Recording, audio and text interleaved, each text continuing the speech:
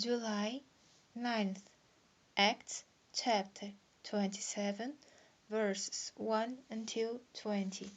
And when it was determined that we should sail into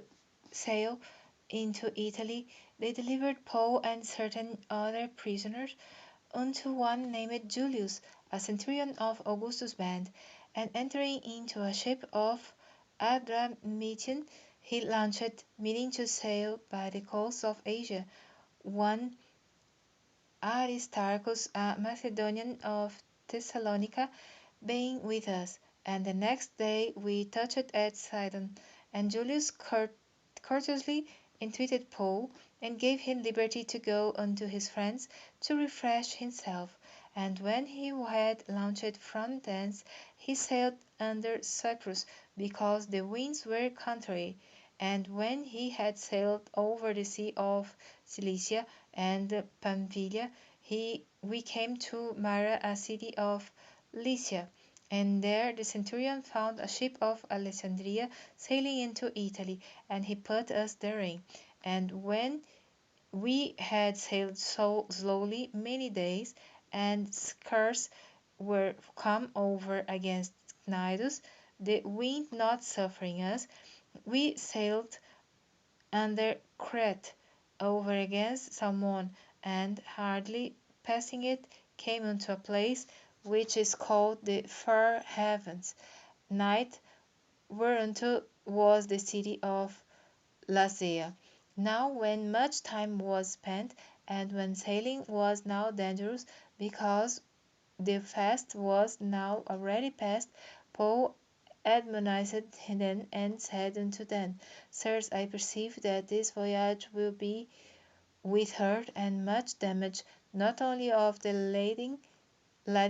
and ship, but also of our lives. Nevertheless, the centurion believed the master and the owner of the ship more than those things which were spoken by Paul, and because the haven was not commodious to winter in, the more part advised to depart thence also, if by any means they might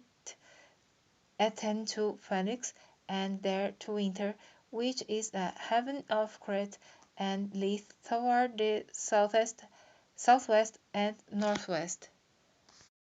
And when the south wind blew softly, supposing that they had obtained their purpose, losing thence, they sailed close by Crete. But not long after there arose against a tempestuous wind called Euroclydon,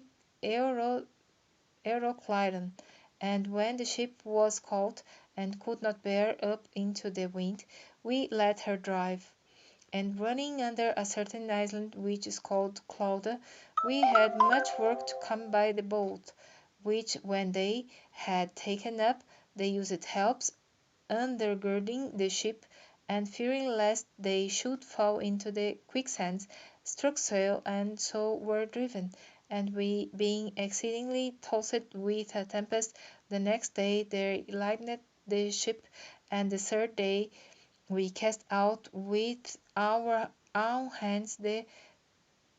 tackling of the ship. And when neither sun nor stars or in many days appeared, and no small tempest lay on us, all hope that we should be saved was then taken away.